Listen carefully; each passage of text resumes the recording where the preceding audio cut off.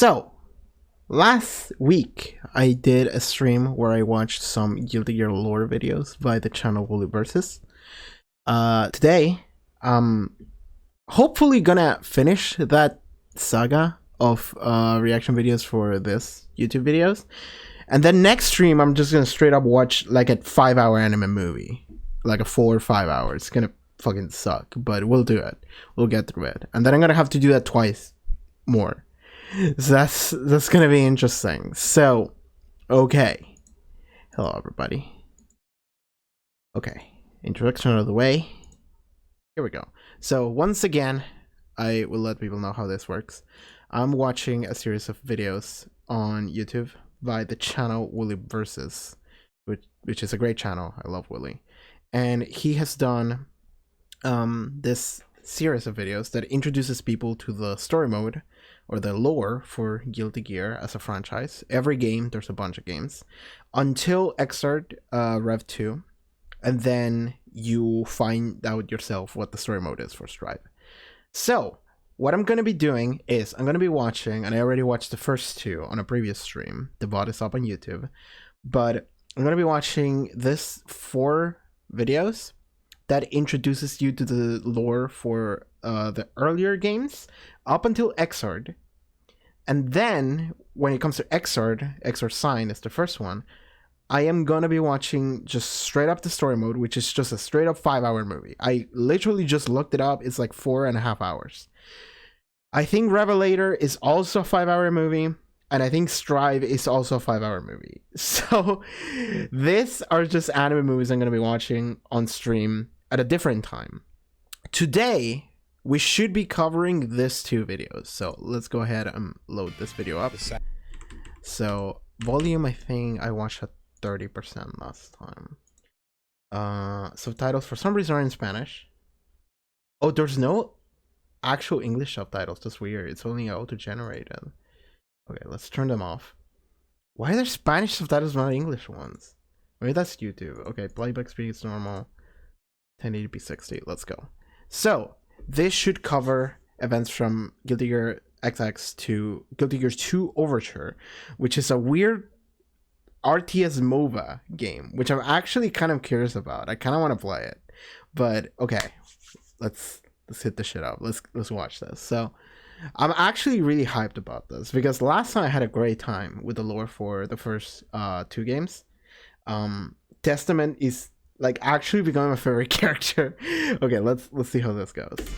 The saga continues. Yes. Welcome back. As we put these pieces together to help you understand the last 2 decades of lore, it's awesome to see how many of you guys are getting in there. Hell yeah, As we approach Guilty Gear Strive coming soon. Please buy this game. This game is amazing. Guilty Gear Strive is fucking slaps. Go buy it. Like, I actually been pushing people to buy it on Tumblr. I'm making a post that got like 600 notes or something. Just like, please go buy this game. It's really fun. Play with your friends. The information density is getting amped up. But everything we've learned of the story so far... Spoilers! Snippets for the story mode that hasn't come out yet. Okay. Let's go. Heaven or hell. Heaven or hell. Get ready to rock. Duel 3. Guilty Gear XX, Guilty Gear 2 Overture. So that's a 4-year span. In the world of Guilty Gear, time can be convoluted. Alternate timelines that looks like a parallel Doctor Who intro are not foreign concepts to consider. Okay, wait, shut up. Timelines and parallel realities are not foreign concepts to consider. But they're gonna blow the shit up out the water. This is just gonna get crazy. The main path that we know. But observing these events can give an insight into the motivations that shape the world. What the fuck are we gonna see today? 2181 AD. Guilty Gear XX. The Midnight Carnival. Reload and Accent Core. Okay.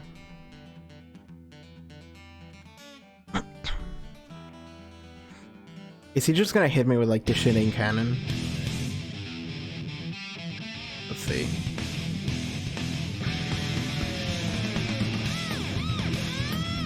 Yo, this intro slaps. Oh, fucking Zappa. I've read about Zappa on the wiki. That dude's actually just possessed by ghosts and doesn't know it. It's really fun.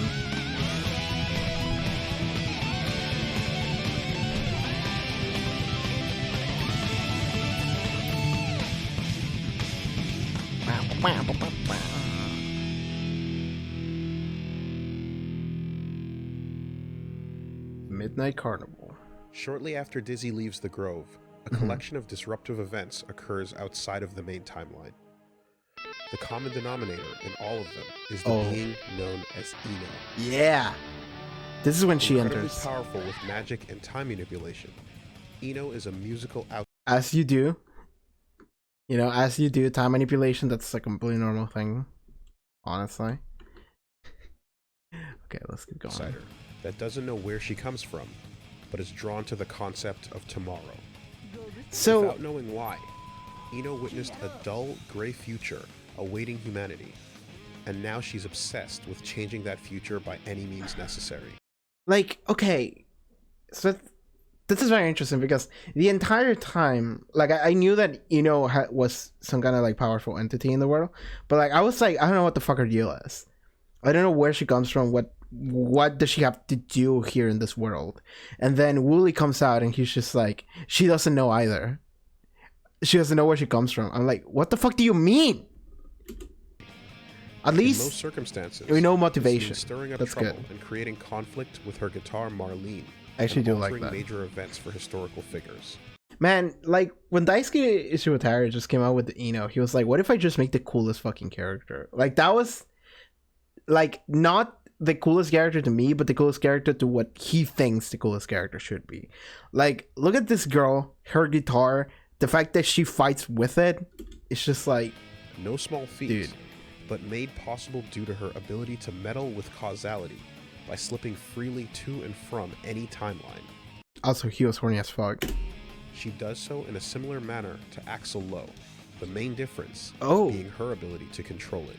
But Okay. no matter how many times she repeats history, the future always converges on a single point. The dull Oh. gray future awaiting humanity remained unchanged. Okay, that's actually really She interesting. becomes one of that man's closest associates and frequently takes it upon herself to eliminate anything or anyone that she believes stands in his way. But her methods frequently upset him. 2173 AD, the Battle of Rome, Okay, another reality. of course. In one previous instance of her Okay, I'm actually really into this. This might be my favorite part of the fucking entire story now. Like, something you might not know about me. I mentioned it before in my other channel, but like, I love time travel as a concept. It is my favorite concept in any piece of media ever. Time travel slaps. I fucking love time travel. I love this idea of someone who can travel through time and just sees everything, and she's just bored. She's just like, I hate this. I'm just gonna see what I can do in order to change it, but whatever she does doesn't change it. So, because that also opens the path to, like, I don't know, like, have you all seen Steins Gate, which is like probably my favorite piece of time travel media ever? I was thinking about Steins Gate recently. A friend of mine got into it, but in Steins Gate there are multiple different world lines, but world lines they all travel in a different specific path because they all have something in common that has to happen. Even if minor differences happen, they all share one commonality that absolutely will happen no matter what. And that seems to be this boring, dull, grim-ass future where humanity is just done. Is that what he said? So no matter what timeline Ino jumps to, that seems to be the endpoint. That seems to be a commonality. So that's very interesting because now we're messing with causality of time. Like, now we start setting some rules here. time traveling, Ino is present in 2173 AD, Okay. just before Kai's last stand at the Battle of Rome. Ino Okay. pretends to be a helpless victim when she's found by Kai, Okay. but Holy Order Sol senses danger and immediately swings at her. Okay. Baiting Kai's sympathy, she later tricks him into searching hopelessly to rescue her, instead of retreating as over 200 large class and 3 Megadeth class gears descend upon the city. Okay. Though Soul arrives to help, this time he's too late. Ino laughs to herself This as guy Kai dead in dies this? in Soul's Ooh. arms. Okay. This causes a domino effect, Of leading course to he a would. damned world where Soul becomes commander of the Sacred Order, waging a lost war against Dizzy, who never meets Kai. Of course, and chooses because instead Kai's- to inherit the will of justice. With Johnny Ooh. killed, Captain May leads the Jellyfish Pirates into battle This is a very interesting alternate timeline. alongside Soul and Potemkin. But after 10 years of conflict, humanity is about to be wiped out. Uh-huh. Ino roams this apocalypse, and after putting an end to a roaming murderous Dr. Baldhead, We never she became eventually fast. makes her way to the center of the Gear stronghold and meets that man for the first time. Ano otoko. To her disappointment, he is shackled, enchained, and completely powerless. But Okay. his words and vision for a different future pique her interest. Curious to see what the world he hopes for would look like, she uses her powers to revisit 2173 AD and save Kai, thereby correcting the timeline. Witnessing the result of her temporal change, he asks her to lend her strength to his goals. She accepts. So this is all very interesting and I love it. But also, she's always tits out, by the way. I just want to point that out. Okay. So, okay. Through the I'm gonna have to go back and rewatch this, but so okay, this always happens when it comes to time travel shenanigans. I love it. But so was that the original timeline that she fixed, or was that the timeline that she ruined and then she went back to fix it again? In what timeline are we on? Like the events of the previous 2 videos, what timeline was that? Also, we're learning that Kai Kiss is actually the most important character in the entire franchise. Because without him, everything would just go to shit. the reflection of Ino's timeline disruptions, we Okay. see glimpses of alternate reality scenarios. Okay. Eddie, dying, lashes out at anything it can, desperate for a new host. Zato One's corpse can no longer provide sustenance, and time is running out. At one point, it attempts to possess Slayer's wife Sharon, but the light emanating from her immortal body melts the forbidden beast away. Have we ever seen Sharon before? I don't remember that. Slayer's wife, Sharon. I guess she's immortal because she's a vampire? Slayer's the vampire, right? He's the dandy vampire.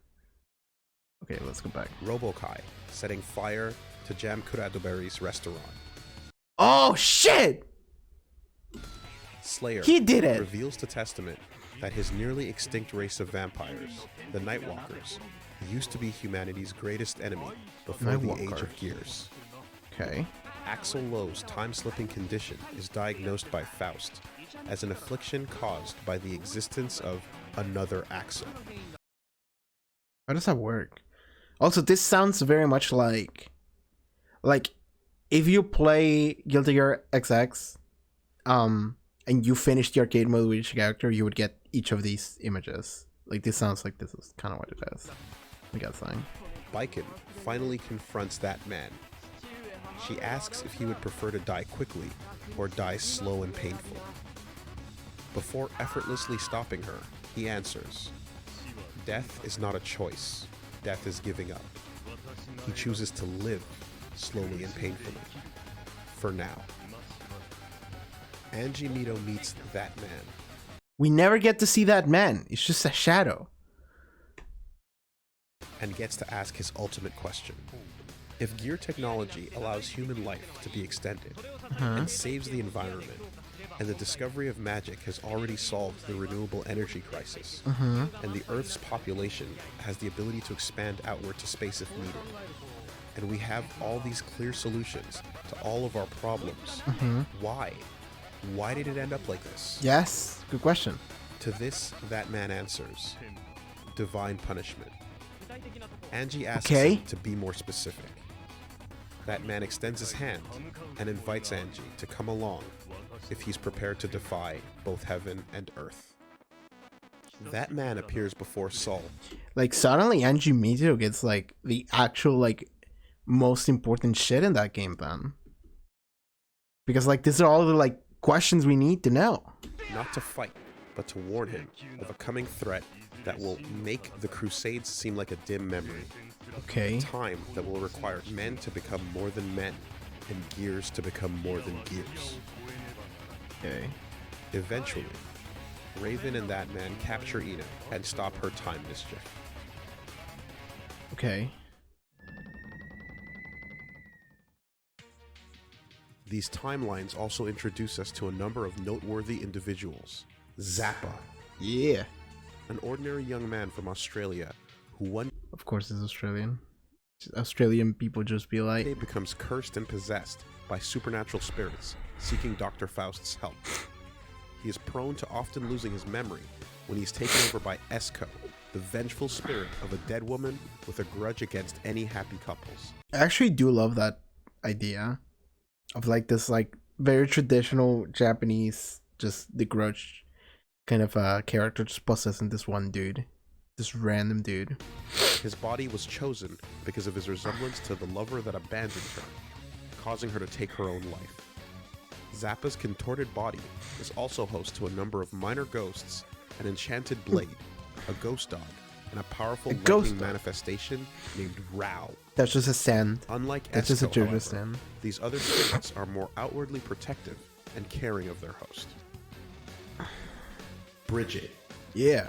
Born the youngest brother from a set of twins to a multi-billionaire family, Bridget's town superstitiously believed that male twins bring misfortune, and were so committed to this idea that they insisted that the youngest twin be given up for adoption or put to death.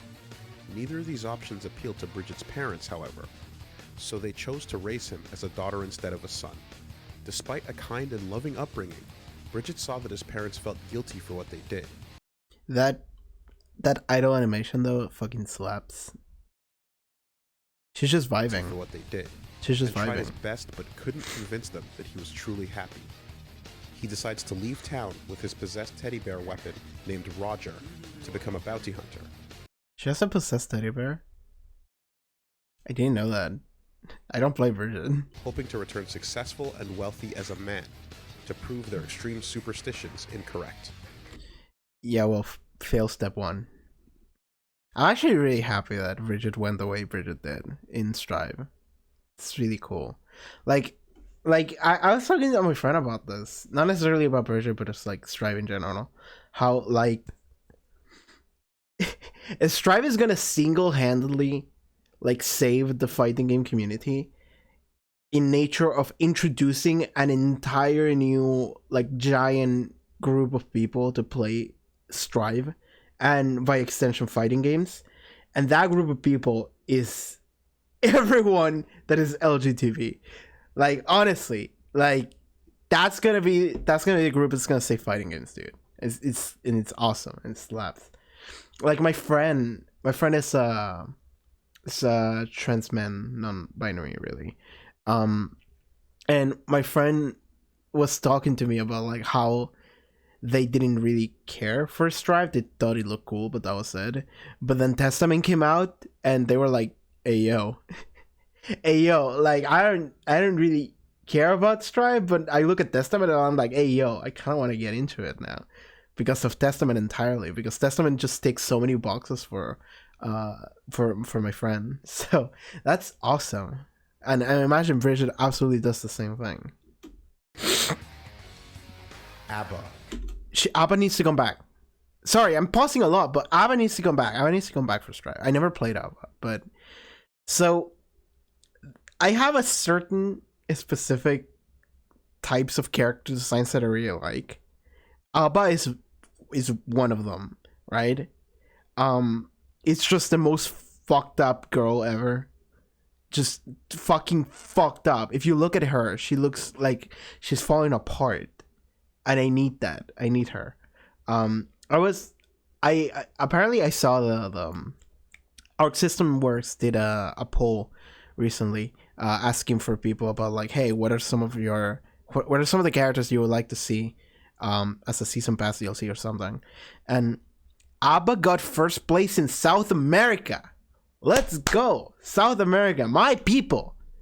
They're fucking carrying the shit out of us. Like, if ABBA comes out, I'm officially declaring that ABBA is South American's bet. Like, for all of us. She's our represent, okay? Let's fucking go. Okay, I'm just proud of my people. I'm just proud of South Americans. Let's go. A shy homunculus Let's go up. created in a mountaintop laboratory named Flask by a scientist experimenting with artificial life. When ABBA awakened, the creator was nowhere to be found. After 10 years I love of her. She's isolation fucked up and imprisonment, shy. Her yearning for freedom led to her becoming a key Look at hunter. her.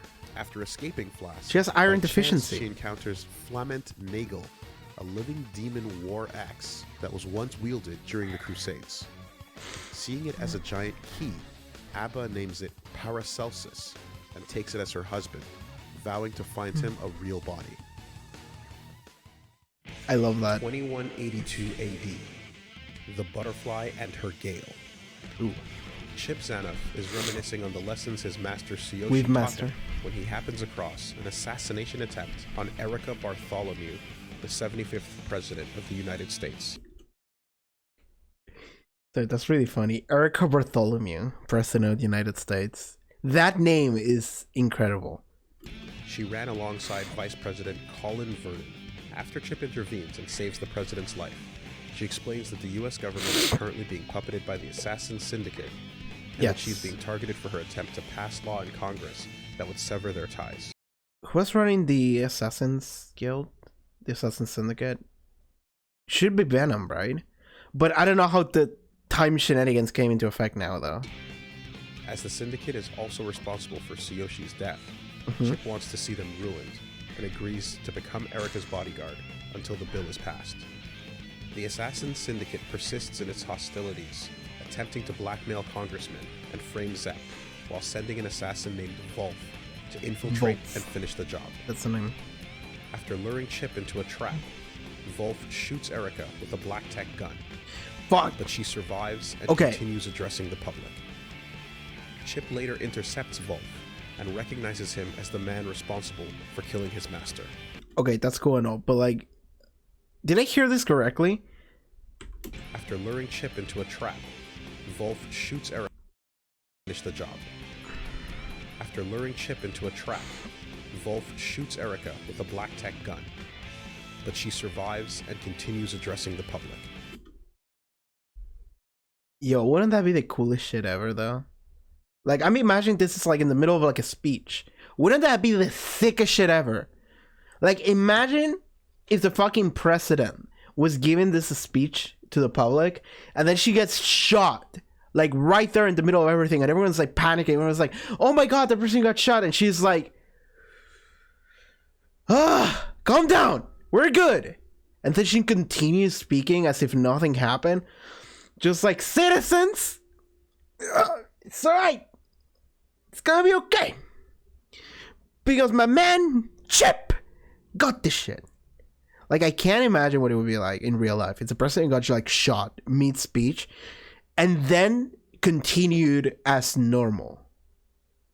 Because like, oh my god, like that sounds so ridiculous. I kind of love it. Imagine if Shinzo Abe got shot and then he carried on as if nothing had happened.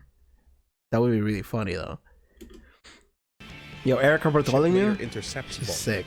and recognizes him as the man responsible for killing his master. Revenge. Get his ass. Wolf tauntingly insults the deceased Tsuyoshi and exposes Chip to the same drugs he was once addicted to. Chip manages to overcome Wolf's tactics and defeats him using Ki, with support also coming from Zepp and the IPF. Yo, Ki. Use Ki. That's good. Because previous video, they Willie said that Ki is only a thing that really Japanese people can master or have historically mastered. So it was really cool when Cliff managed to do it too. Now Chip can do it too. Chip went full weave. I love it. Erica passes the bill, dealing a significant blow to the syndicate. Oh yeah. Later, Kai delivers an IPF intel report to Chip, revealing that Tsuyoshi was actually an undercover agent embedded with the assassins, before escaping and taking Chip under his wing. Erica then asks Chip if he still intends to be president someday. He replies that he'll have to ask his master first. 2183 AD.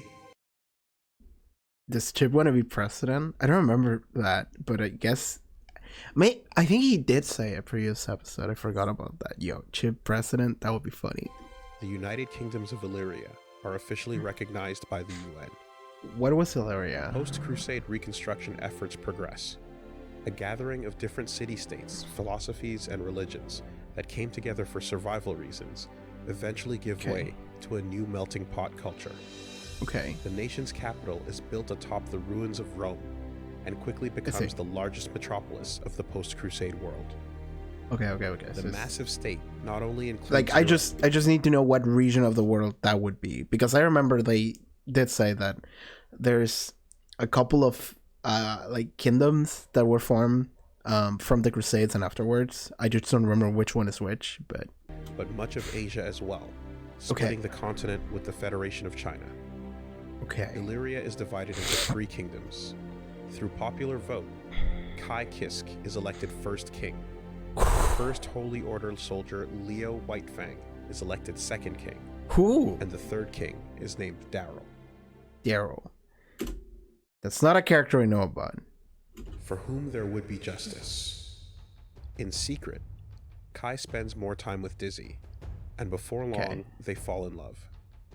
Despite the fact that they could not legally be married within the system due to her being a half-gear, Kai proposes to her anyway, and they begin living together.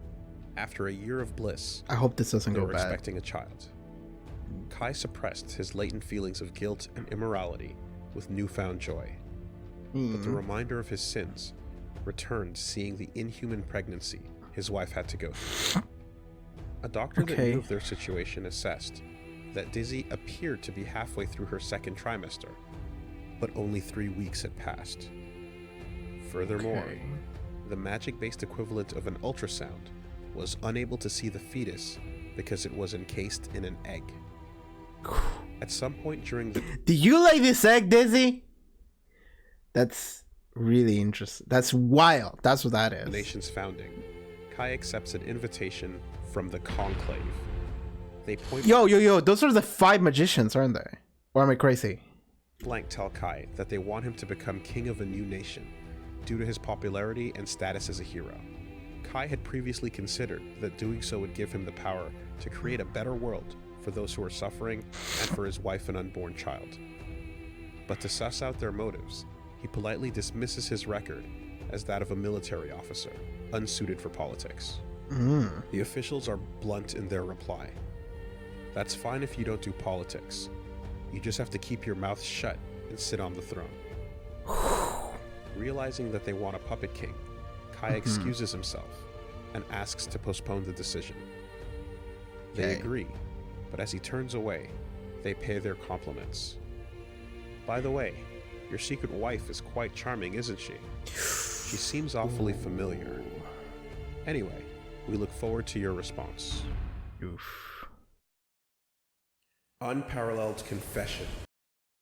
Like, okay, we're starting with the drama now with Kai. That's cool though. I like I was thinking about like how long Kai has come as a character, because Kai literally started as like some random kid in the middle of like this like war, from France I think, and Cliff just came across him and he was like, "Fucking let me join. I'm gonna go fight some gears." And Cliff was like, "All right, if you come back alive in 6 months, you can join." And Kai was like, "Got it." So Kai started as this like essentially like kind of child soldier, and like you can see how his entire like worldview shifted a couple times as a result of everything that happens, and now he's actually king of this like new prosperous like kingdom, at least one of them, and he's marrying Dizzy and he's gonna have a kid. It's like, holy shit. Like, how old is he, by the way? What year are we in right now? Okay, there's fucking... Okay, we'll see. Kai is worn down, praying desperately before a statue of the Virgin Mary when Sol arrives at the church. Yo. Sol notices a child hiding behind Dizzy's skirt named Sin. While he appears to be the... I just realized his name is Sin. He named his son Sin! My God. Size of a 3 or 4-year-old. Dizzy mentions that it's Yo, this song. I was playing this song before the stream started because I came across the song and I thought it fucking slaps. It's Kai's theme from Guilty Gear 2 Overture, I think. What's the name of it? The name of the song is Holy Orders Be Just or Be Dead. Great arrives song. at the church. Alright. Soul notices a child hiding behind Dizzy's skirt named Sin. While he appears to be the size of a 3 or 4-year-old, Dizzy mentions that it's been 6 months. Ooh. Gears not only mature at an advanced rate compared to humans, they also develop superior cognitive abilities at a faster rate as well. Okay, yeah, that makes sense. Because Dizzy was born. And, like, Dizzy... Well, actually, we don't know when Dizzy was born. But Dizzy seems to be very young in the way she acts. Because she doesn't really have many experiences living with people or society or anything. Or at least that was the way it was in the second game. But she looks like very much like an adult. So I can see her being way younger than she actually is. So this would also apply to their kid. Essentially reaching adulthood in 3 years. Soul notices the child's right eye is covered by an eye patch. Yeah, why it is feels that? as if something sinister is being hidden. Gesturing to Kai, Dizzy asks Soul to please help him. The man Soul sees praying is a shadow of his former self. Kai has pale, thin cheeks and bags under his lifeless eyes. Soul smirks to himself as he notices Kai's right eye covered by an eye patch as well. What did you come here for? Your God sent me because your confession was taking too long. Soul picks a fight, but Kai's energy is that of a man who's already defeated himself. Pushing Kai to his limits, Soul drags what's left of the old Kai out to the surface, showing some signs of life. But before things heat up, young Sin grabs Soul's leg and says, I hate Dad, but if Dad gets hurt, Mom will cry, and I won't forgive anyone who makes Mom cry. Yo, he said I hate Dad. He cares about his mom, but not about Kai. Okay. Soul asks the child if he's scared. Sin says that he is, but it doesn't matter. Soul then turns to Kai and says that his son is already tougher than he is. Kai asks Soul if he can take care of Sin for a while, knowing it's an unreasonable request. Soul asks if this is the answer that Kai found. Kai says it's not, but with a little time, he can make a safe world where his wife and child can smile. Soul then accepts without hesitation. Well then, no complaints on what kind of man he becomes. Okay. You just gave your child away to Soul Bad Guy. 2184 AD. Which is, like, the worst parental figure ever. Chip Zanoff travels to a lawless This song is from Strive and it's one of my favorites. area in the southern part of Africa and declares it the Eastern Chip Kingdom, taking Wait, what? I zoned out! 2184 AD. I was thinking about the music. Chip Zanoff travels to a lawless area in the southern part of Africa and declares it the Eastern Chip Kingdom. Okay, that's really good. That's really good. My man Chip doing well for himself. Just creating kingdoms and shit? Taking thousands of families under poverty and criminals under his wing. Oh, I hope it all looks like Japan. I hope it's all just Japan. As this area has seen little aid following the Crusades, Chip manages to re-establish some stability, earn the people's respect, and is working towards UN recognition. He chooses a ninja businessman named Answer as his right hand, and appoints himself president of a kingdom. 2180. Okay, but the way Wooly said it, it was like he realizes how silly that sounds. He chooses a ninja businessman named Answer as his right hand, and appoints himself president of a kingdom. Okay, President Chip Zanoff is real. Let's go! 2185. Young Sin decides it's time he learned how to fight, and wonders about using Soul's weapon. Soul doubts it. Noting his affinity for lightning, Sin says it needs to be something that he can charge into battle with, that's manly and stylish, and most importantly, eye-catching. Soul sarcastically tells him to go wave a flag. Okay, so he's... Noting his affinity for lightning, Sin says it needs to be something that he can charge into battle with that's manly and stylish. Okay. And most importantly, eye-catching. Sol sarcastically tells him to go wave a flag. Is that a flag? He's fighting with a Guilty flag. Gear 2. Oh my god. Overture. Oh, Overture, let's go. This is the weird one. This is the really weird one. I kind of want to play it.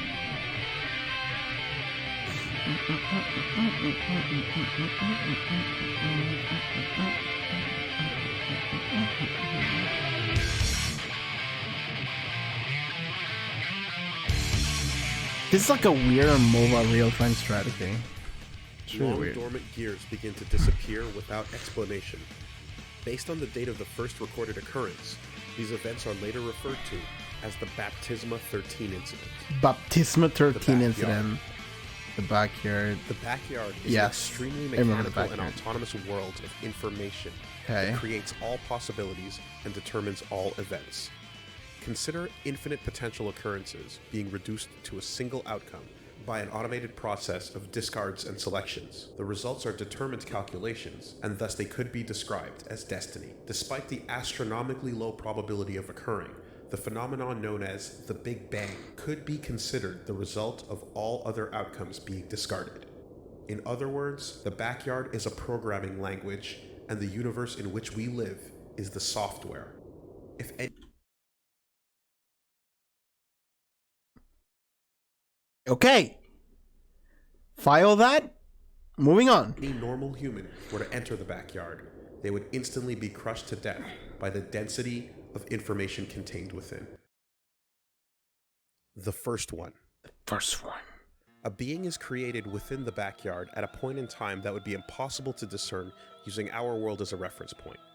The template of a specific human woman is used to create the body, and Okay. the soma is provided so that it may gain consciousness. But some irregularities occur due to the intervention of Mother. As such, Valentine is born. What the Okay. After performing a self-diagnostic, Valentine concludes that she is not someone named Aria, but queries who Aria is, as excess memories and emotions appear to be Okay. present, containing feelings for someone named Frederick.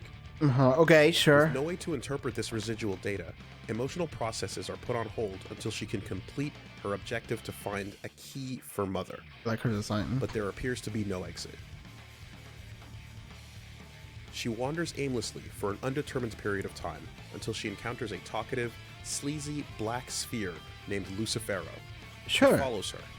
Somewhere, an autonomous troublemaker, only referred to as Mr. A to protect his honor, accidentally and unconsciously causes a gate to appear, What could it allowing be? Valentine to exit the backyard. Oh. She steps in through and arrives on Earth in the Okay. year 2186 AD. Okay. 40 dormant gears have vanished without explanation. Sin, who has grown into a cheerful but unrefined youth, travels with Sol, Okay. collecting bounties. Bounty They Hunter spot a Sin. wanted poster for Sol, which she interprets as a tasteless call for help from King Kai Kisk of Illyria. Once they arrive at the castle, however, they notice the area is abandoned. He literally weaves a flag as a weapon. Okay. Sol feels a severe headache and is suddenly attacked by Valentine and her army of creatures called Okay. the Visuel. Sol initially loses his I composure. love her as design. Valentine's face is identical She looks like a cool goth jester. I'm really into it. Yo, bring her in this to round. Aria, but he regains it upon determining that this is in fact a stranger. Okay. She states that she's after He actually the key did think she and might be fights Aria Sol for a to a second. stalemate before escaping, as she too begins to feel a headache. Ooh. The Visuel army fights using an unfamiliar powerful form of magic that uses tuning outside of the 12 steps. Sol and Sin are initially unable to fight at all until a mysterious fox-eared yokai arrives and unlocks Yep, their a ability yokai. to defeat this new enemy Yep. by optimizing the chords of their summoning magic. Yep. Makes sense? What the fuck He is that? introduces himself as Izuna, originating from Underworld Hill, a Sure. pseudo-space dimension close to the backyard. It is home to other magic-based life forms called yokai. Okay. Signs seem to suggest that Underworld Hill is actually man-made, and that Izuna is the guardian spirit incarnation of an island that used to be known as Japan. Oh Rare shit! irregularities I in mean, the backyard can result in this kind of phenomena. I like that they talk about Japan as if it was like a something way far away, something mythical, because it kind of is. It got disintegrated over 100 years ago. It makes sense. He's a yokai. He's summoning yokais. Signs seem to suggest that Underworld Hill is actually man-made, and that Izuna is the guardian spirit incarnation of an island that used to be known as Japan. Okay, sure. Rare irregularities in the backyard can result in this kind of phenomena. Okay. 2187 AD. Inside Illyria Castle, the bodies of King Kai's convict hammer guard are strewn about, and the king himself is sealed with a powerful spell. Next to him, Raven, the undying disease, is inexplicably present. Okay. He observes that Soul has now acquired the backyard's abilities, and vanishes, asking Soul if he has a message for that man. As the seal holding the king is an advanced encrypted cord, Izuna suggests that they get help from one of the world's foremost magic experts, Dr. Paradigm. They journey to the Yeah, Dr. Paradigm, I remember. The lizard dude. Yeah, so this is the place where a bunch of gears went to live after the Crusades were over. The remaining gears. And they decided to investigate and try and understand how anything works. Okay, so that's cool. He's coming back. And that he was the dude that was investigating the backyard. Okay, so this backyard shit is all coming in full force for to Overture here. Ganymede Archipelago using Izuna's teleportation magic. Soul's hatred of gears causes some initial tensions, but Dr. Paradigm's observations about the ongoing crisis provide unparalleled insight. He correctly... Okay, let me read that dialogue a little bit again. Soul said, "Sorry, but I'm in a rush. You're coming with me, chicken man, or whether you like it or not." I mean, that's a great thing to call someone. You're a chicken man.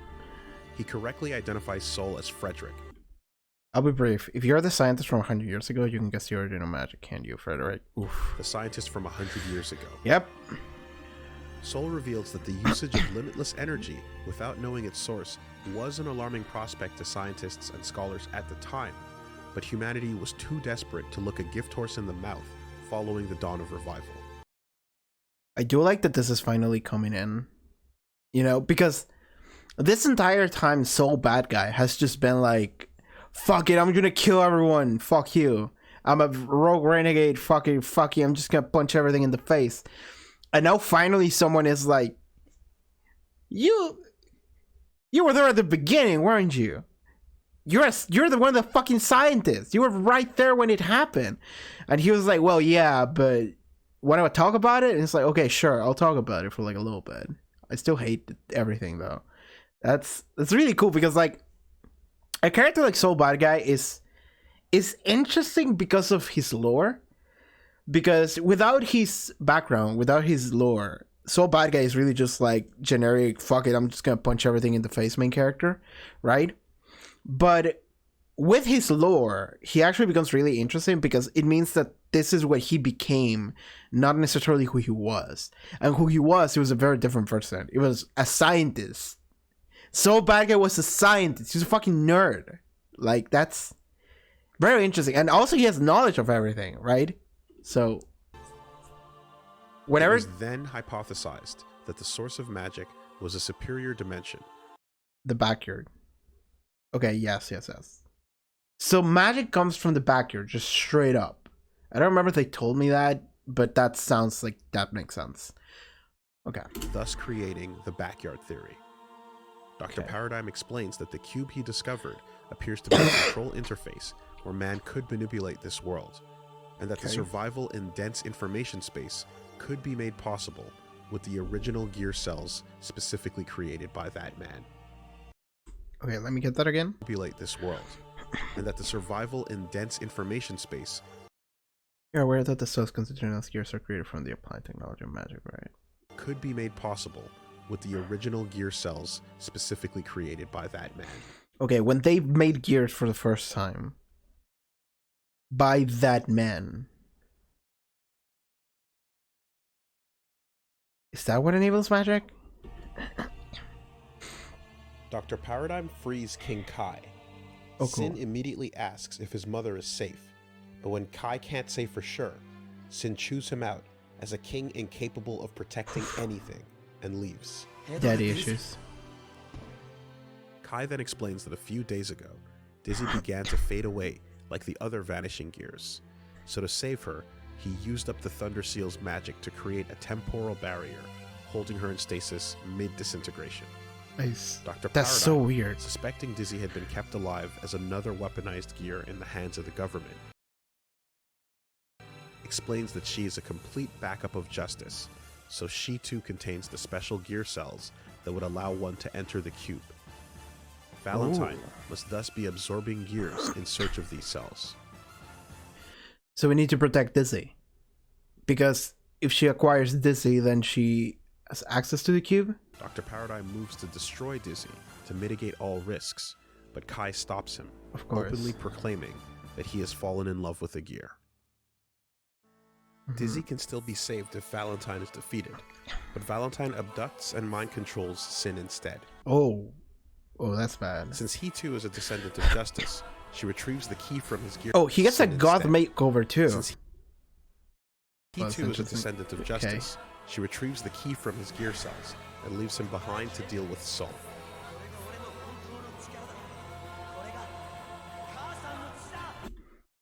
The lines of dialogue is actually exactly what he's saying here in the comic. Ore no hontou no chikara da. Kasa no chi da.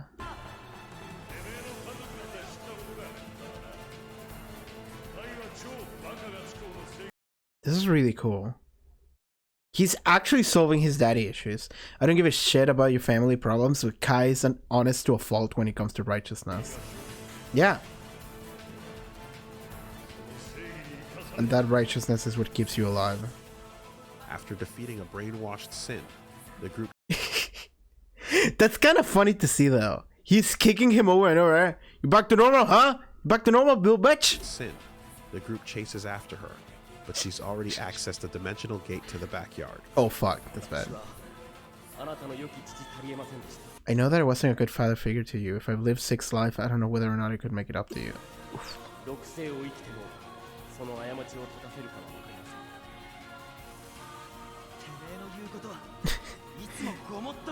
Why is everything you say always right? Fuck you, Dad.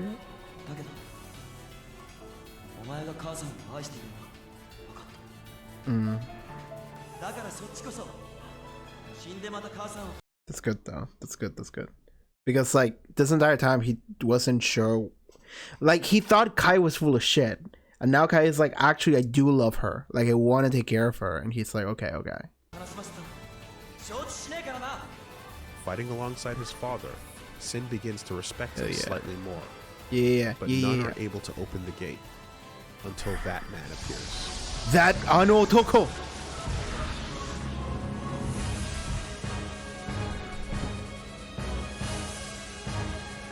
I just want characters to talk to each other. I just want to know things. What the fuck is this deal?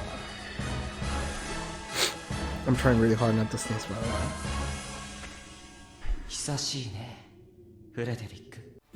Okay, that's not the voice I would have expected. That's a twink voice. That's a Vichy voice. Okay.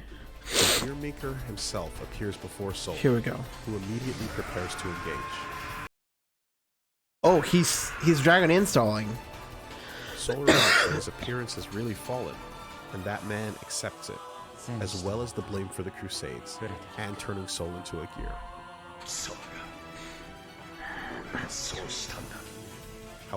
The way he said that, like, you did this to me, it sounds like it wasn't something that he willingly accepted to, maybe. You don't have time to deal with me right now. The Universal Will's offspring, as she is now, she lacks consciousness. However, when touched, something will crumble. The Universal Will? What the fuck? However, he explains that there's no time to deal with any of this, because Valentine, the Universal Will's offspring, needs to be stopped. Before any answers can be given, Batman casts an effect on the group that allows them to pass beyond the gate and sends them off. With this spell, they can survive the information density of the backyard, now that they've He's spent helping. some time attuned to it. He's helping. That man is helping. Soul, Oh, I love the song. Izuna, Dr. Paradigm, and eventually Sin enter the gate and arrive at the edge of isolated space. Valentine has begun the process of unlocking the cube, but is interrupted. Soul Okay. rushes ahead while the others keep her busy. Unable to understand why she keeps failing, Valentine wonders if the emotional processes she put on hold are the cause. Can he not perform well so as he understand feelings? Oh, that's interesting. I love characters like that. I hate that I actually really like this character, Valentine. She suddenly gets furious and changes into a larger armored form, loosely reminiscent of Justice. That's just a better Justice. I really like that design too. I really like that. Due to the similarities in the programming of the cube and Soul's own gear cells, he is able to understand the unlock process, but short on time, he simply breaks it completely. Valentine cube. loses her purpose and prepares to self-destruct while closing the gate. Soul stays behind to stop her final form with his dragon install, while the others escape. Okay.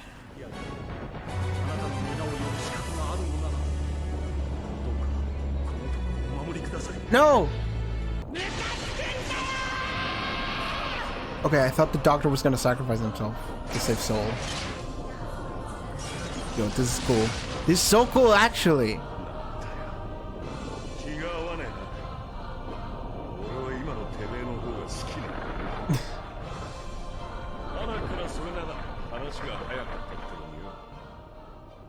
What am I looking at? What the fuck is this? What is this fucking near boss here?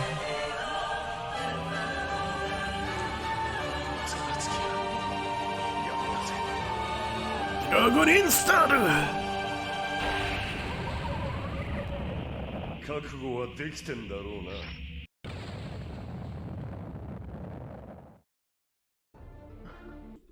That's cool. So I just had the thought of like Dragon Install sounds silly because I just realized it's been like an hour and I'm finishing watching the first video of the two that I wanted to watch. Fuck, dude. But Dragon Install sounds funny because Dragon Install comes from the fact that you're using an install super in a fighting game. But because it is called Dragon Install in game, in universe, it's kind of funny. But let's keep going. Valentine is destroyed. Okay. With no way out, Soul thinks of Arya. That man appears and tells Soul he needs to survive to face the universal will in the coming merciless apocalypse. Oof. He then tells Frederick to live on as the flame of corruption. Soul asks if he was behind Valentine resembling Arya. Yes.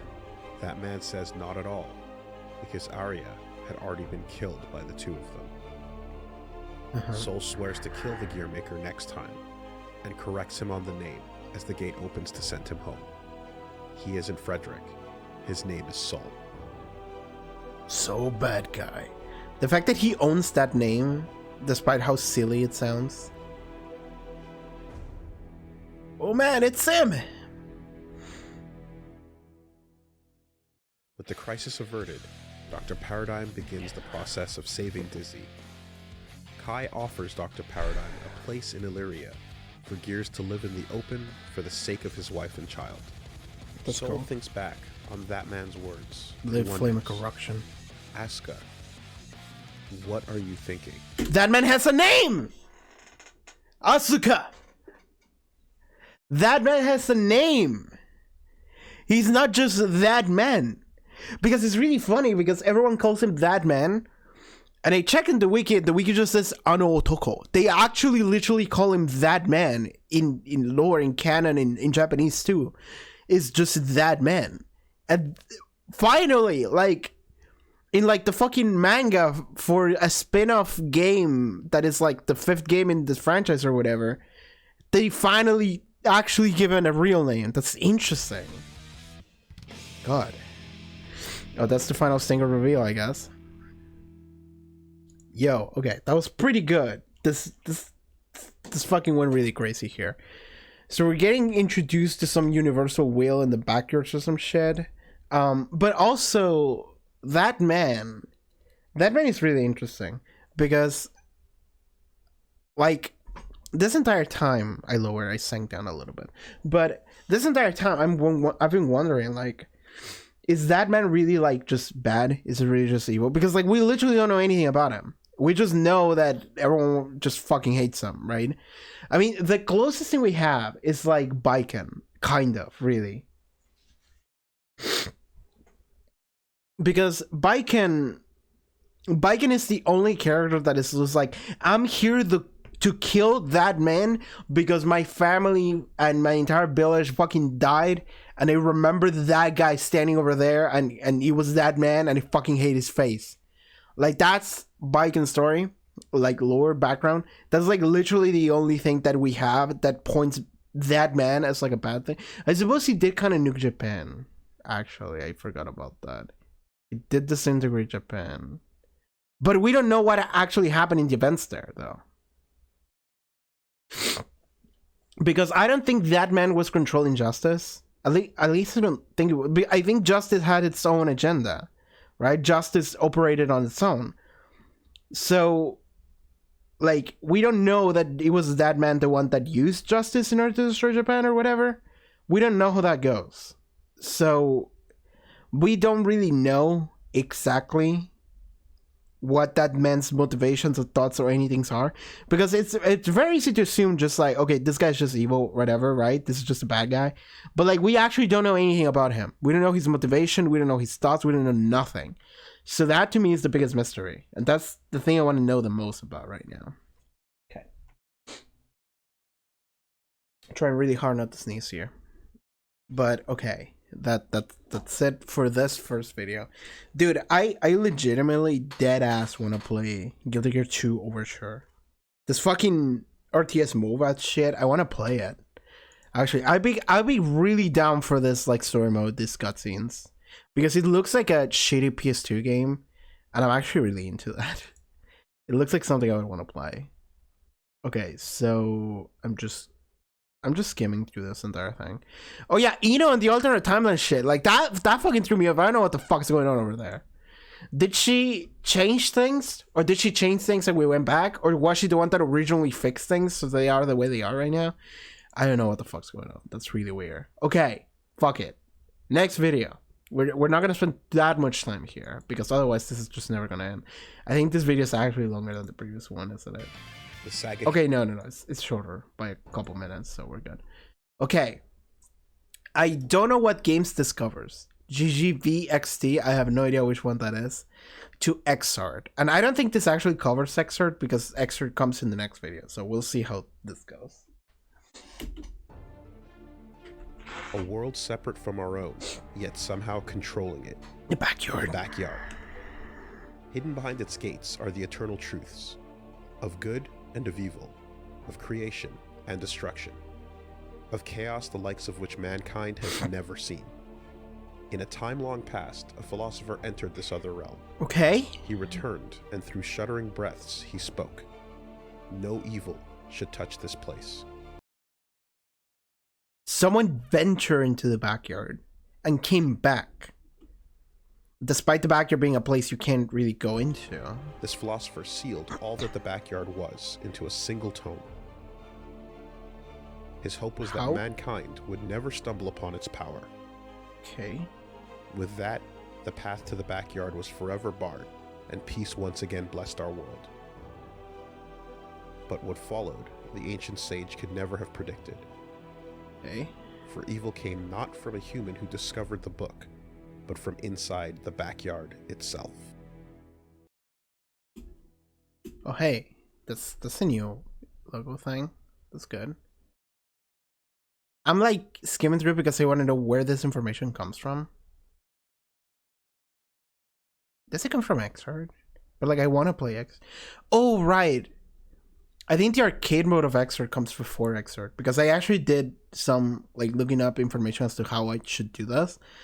And I think that the arcade mode of characters in Xrd comes before the story mode in Xrd. So maybe this is what this is going to cover. Alright, there's another title in the middle that I forgot, but we'll see. Heaven or hell. Get ready to rock. Guilty Gear Vastedge X. There's a pachinko game, I forgot! Are we going to include that? Maybe. To Xrd sign. Actually, maybe this will include Xrd. Shit. Okay, we'll see. We'll see. The Memories of Asuka R. Cruz. Oh shit! Isotope and Isolation. I want to know this. Yo, maybe Asuka was the philosopher. I don't know. I don't fucking know. Asuka R. Cruz. That's that man. I want to know. What's the deal with Asuka? Time long gone, before the end of friendships and a century of war, Frederick Bolsaro, Arya Hale, and Asuka R. Cruz. Wait, hold on. Why some letters different colors? AR key? Arc. Oh my god. Had a philosophical discussion about the nature of creation, evolution, and the guiding influence of something in between. That's a really cute image. Arya, at the start of her work, that one too, notes that the other two had not slept and that she was entering a discussion in its 5th hour. As a thought exercise, Asuka asks Arya if she believes all products of the natural world are accidents of low probability. Arya concurs that this is stochastically correct. Asuka hypothesizes that though we have never identified and measured the existence of a creator, something theoretical could exist that defines the outcomes of all natural events in minute detail. That's true. That just makes sense. You can't say that something is or isn't true or real if you don't necessarily have any proof for it, because it also means you don't have any proof against it. So theoretically, something like that would exist. Some kind of like weird, we call it God, humans call it God, a lot of humans at least, but could be literally anything, or whatever the concept of God could be. It's something, it could be anything. In this case, they're talking about this like weird backyard dimension. Sure. Arya thinks it would be reasonable enough to call this theoretical thing God. Mm-hmm. There we go. Asuka then points out that within a given evolutionary model, there sometimes exists a missing link. Okay. Where species A becomes species C, but evidence of step B is missing. How is this going to come into the This might plan? be caused by a number of factors as identified by the theoretical God, but he finds the idea of a third-party interference in the process to be a compelling consideration. Okay. As it is entirely possible that an outside factor could force species A to become C by rewriting DNA.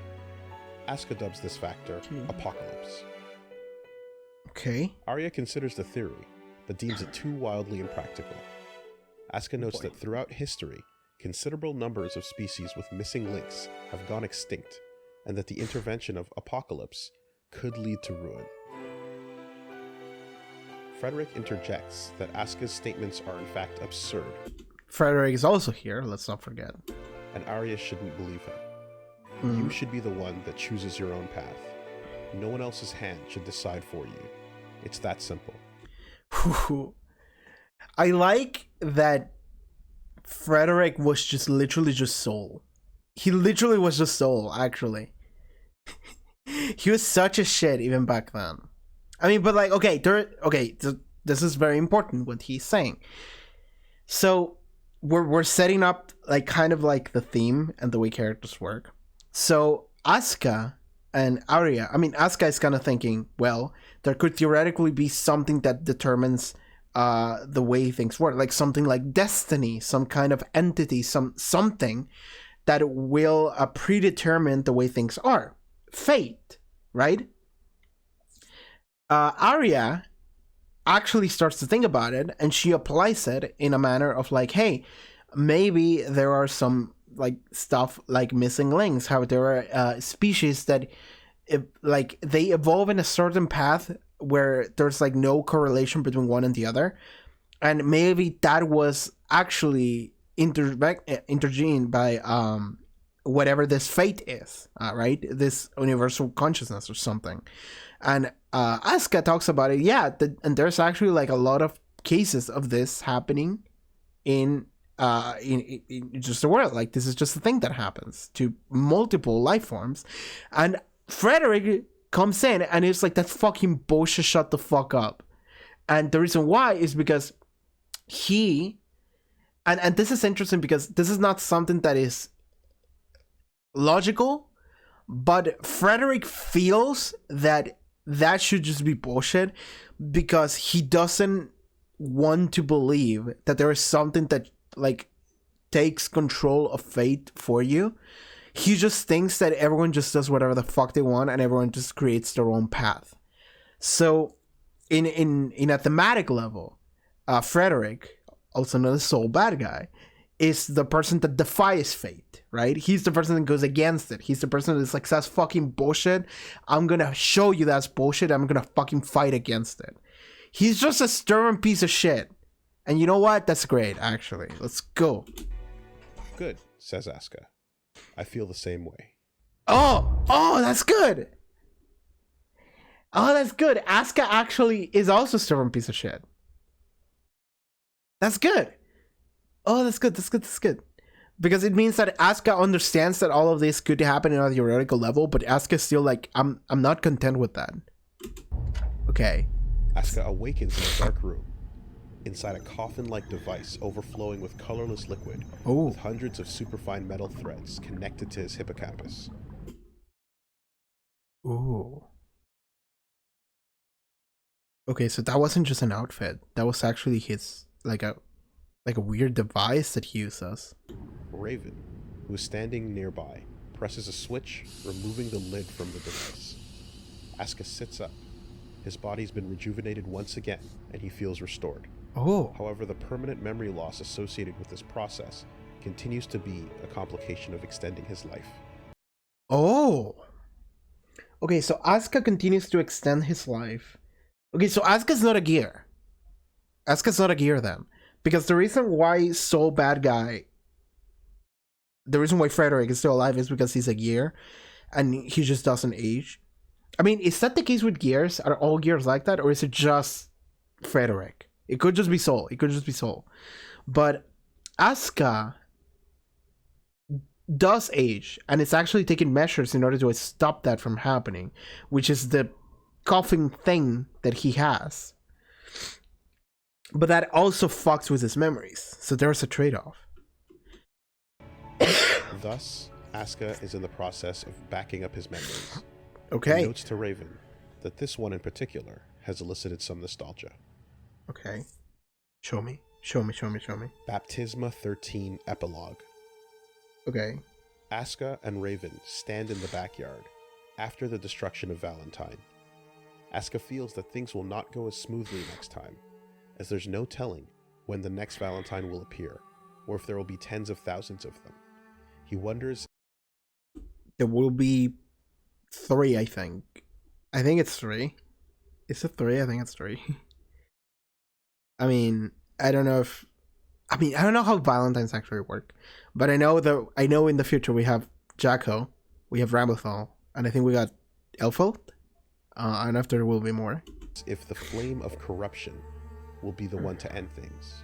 Raven remarks that the dragon install has started to encroach and vows his protection.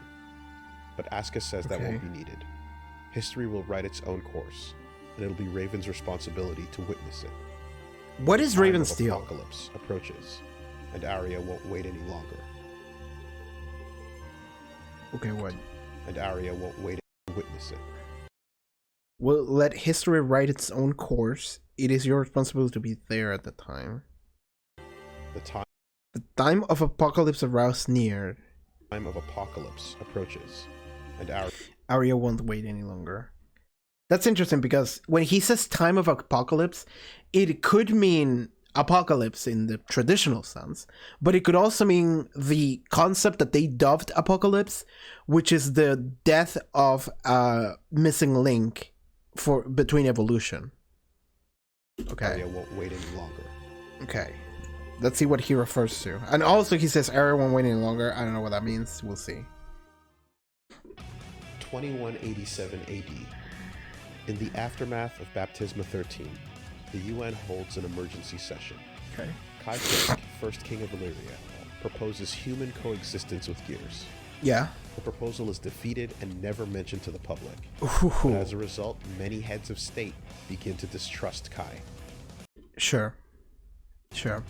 World powers begin to develop their own countermeasures to provide humanity with defense against the unknown.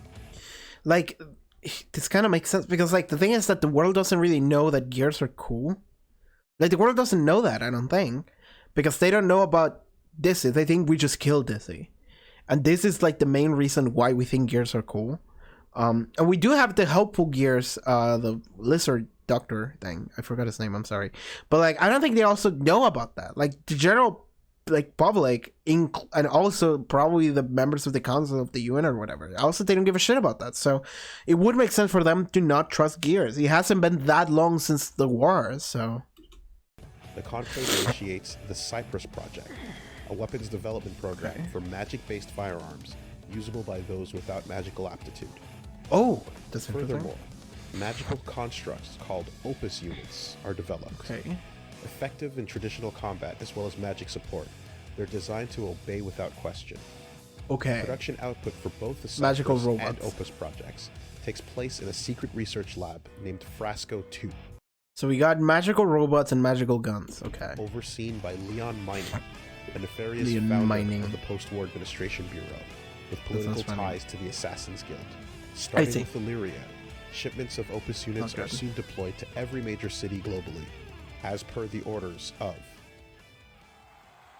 the Sanctus Maximus Populi.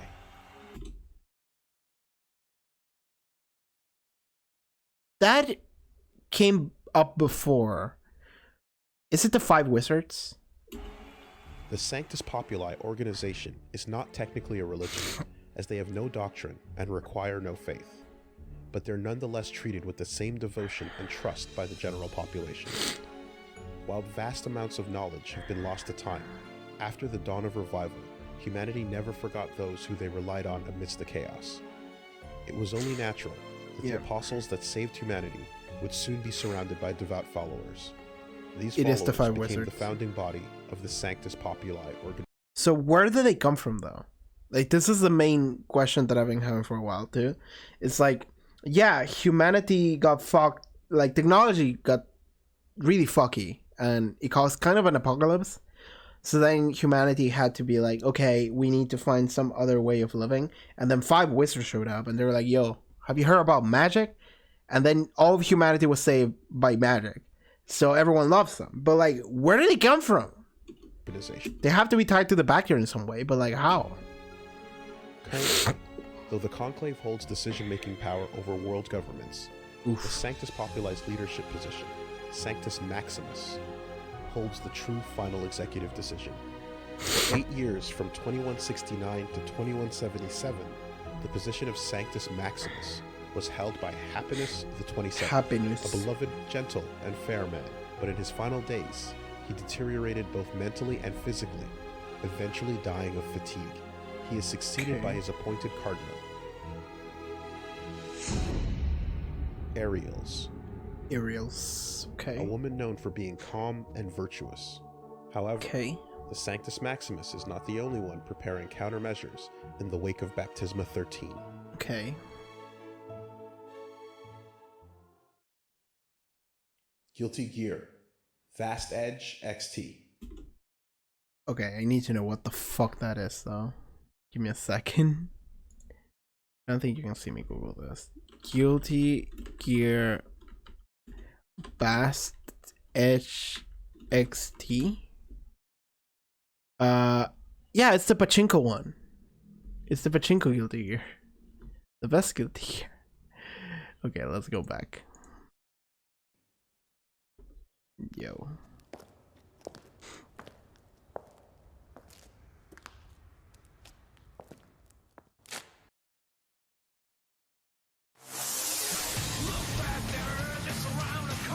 I mean, it is rocking.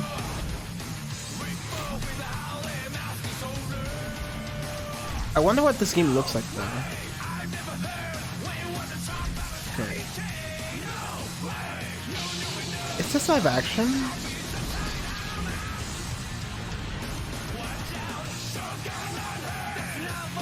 Okay.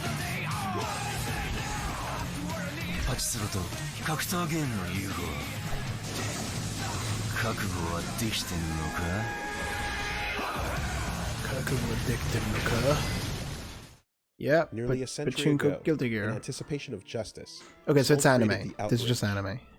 Now, with the emergence of Valentine from the backyard, and Asuka insinuating that there are more to come, Soul Okay. seeks the outrage components, also known as the sacred treasures. Yo, I think those are the 8 parts, right, of the weapons. Okay, no, I don't remember how this happened. I don't know if Wooly addressed it on the series or if it's just something that, like, whatever, just roll with that. But, like, that was a weapon that Frederick made after he turned into a gear, when he was during that era, like, right at the beginning of the 100-Year War, and he was in isolation. He came up with the ultimate weapon that was just the mega shit, right? And then he was like, well, nobody can wield this much power, so I'm going to split it into 8 parts. And then we have 8 ultra weapons that, if combined, they would become the ultra weapon, right?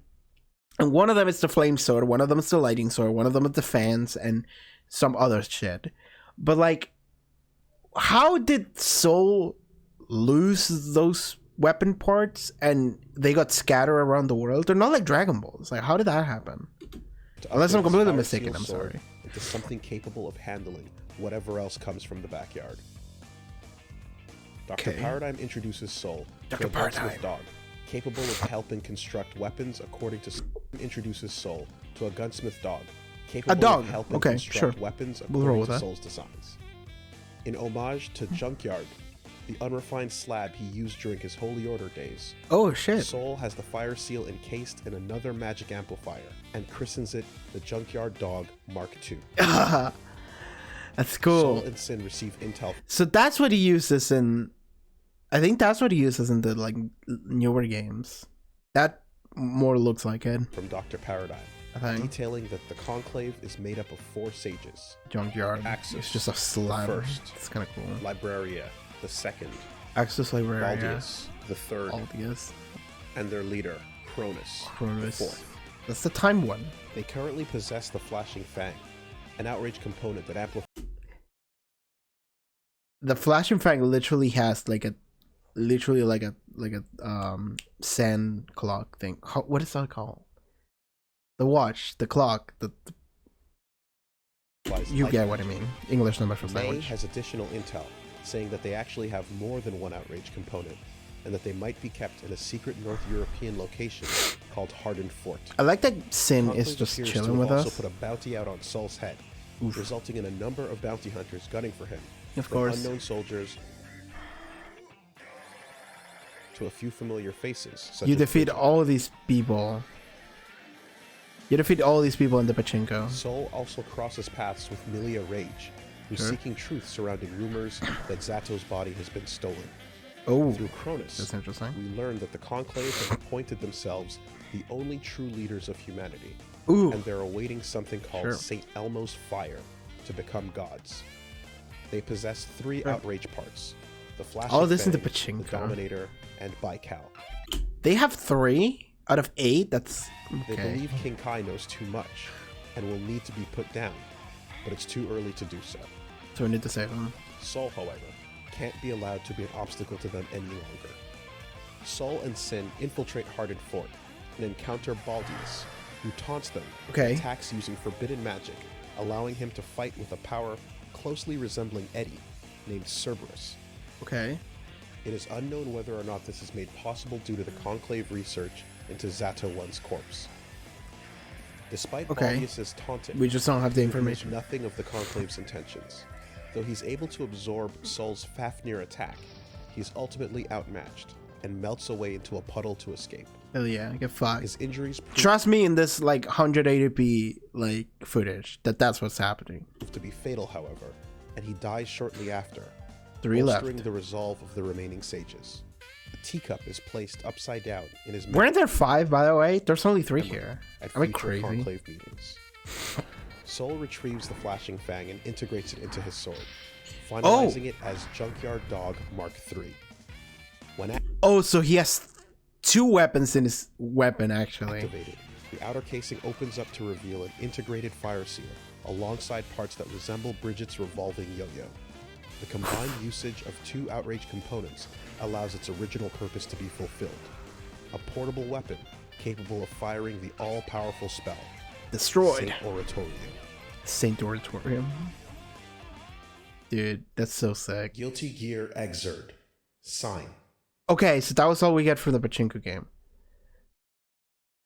Okay, should I watch this? Fuck, I don't know. Because maybe Wooly is just gonna straight up tell you about Guilty Gear Sign here. Well, a lot of what I'm seeing here is interactions between characters in the arcade mode. At least that's what it looks like. So maybe I should watch this.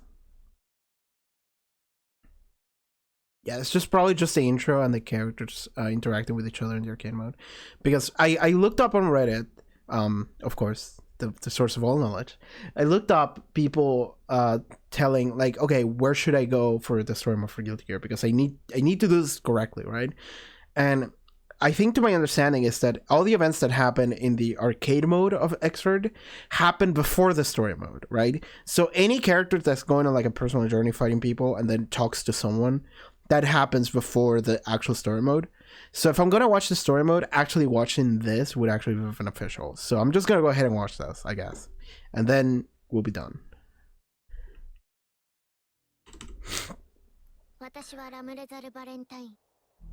Oh, yeah.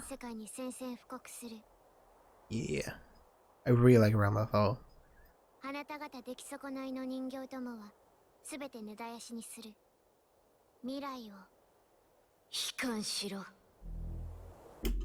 That's cool. I have seen that face before. I miss that she doesn't do that face anymore in Strive, but I do like her Strive design like a lot more. I really like her Strive hat. I was a Ramlethal main when the game first came out. I was actually practicing with Ramlethal earlier today because I saw a video of someone saying like you can do like Rekka combos loops, and I was like, wait, what? And apparently you can do Rekka dash cancel Rekka if you do it fast enough or like specific enough. And I was like, what the fuck? So I was practicing that. I really like Ramlethal. I'm very glad to see her coming in here now.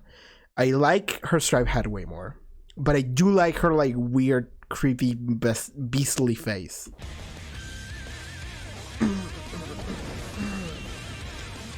Hell yeah!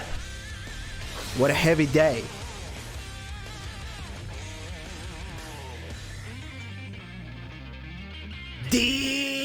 Detonator.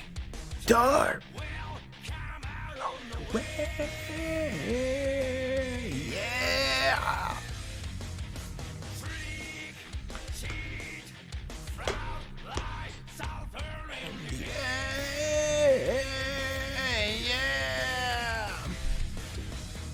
So let it be, oh let it be, says Sophie Vader.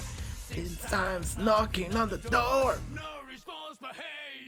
Back to back, death comes arriving on a midnight train. Back to back, yeah, back to back. Can't let anyone do it again. Back to back.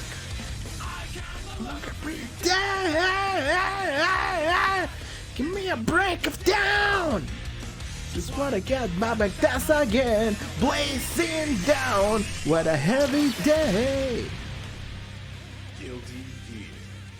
Hell yeah. Hell yeah. I only remember like half the lyrics to that song, by the way. I'm not gonna pretend I do. Buckle up, it's time to rock. Prologue. Yes. October 21st, I need to know that. 2187 AD. Okay. A being called Ramlethal Valentine announces her existence to the world publicly, broadcasting a declaration of war on humanity. Hell yeah, I love that. October 23rd. The Conclave meets in a location known as the Tea Room to discuss their secret negotiations with Ramlethal and their intentions to rewrite the history of mankind. Oh, they have here. They have the They signs assess now. all particular persons of interest who might interfere with their plans. Okay. Okay. Eno reflects that though she's gone through the integration point Yeah. and killed Ramlethal many times in many timelines, it does not change the outcome of a dull, gray world. Okay. Babylon, 5 years in the future, with humanity nowhere in sight. Oh. However, bringing that man into this time cycle has finally caused some change, as she realizes that Sol has become much stronger than usual, and that she's unable to kill Ramlethal. She's ecstatic at the prospect of no longer being obsessed with this world's outcome. Suddenly, a time-slip trap that she set goes off, bringing Axel Lowe to 2192 AD. Axel Lowe time-slips to 2192 AD, to the city of Babylon, 5 years in the future. Hi, Podyssey, what's up? Axel, How are you doing today? Calling himself the Sorry, original. Sorry, I didn't read chat. I don't know when you said that. Hi, how are you doing? I'm halfway through the second video, and then I'm gonna stop. But I'm really into it. We just started excerpt. And the man calling himself the original asks him to deliver a message to that man. Axel then time slips directly into a dream world in which he's almost killed by an immensely powerful enigma called Bedman. I love that, Batman. Okay, no, but something that's really funny is that Axel Lowe is... I can't be here for long, but I'm glad I could catch a stream. Well, I'm glad to have you here. I'm happy. It's okay. You don't have to stay. It's fine. But thank you for showing up and just being here and talking. Dude, Axel Lowe is a really funny character because the dude is literally just some British dude from like the 90s who's just like, what the fuck is happening? Just time traveling into the future, being like, yo, what the fuck is going on? And then he encounters what seems to be God and tells him, yo, send a message to that man, the final boss of the game, kind of. And he's like, I don't know what's going on, man. It's really funny. God.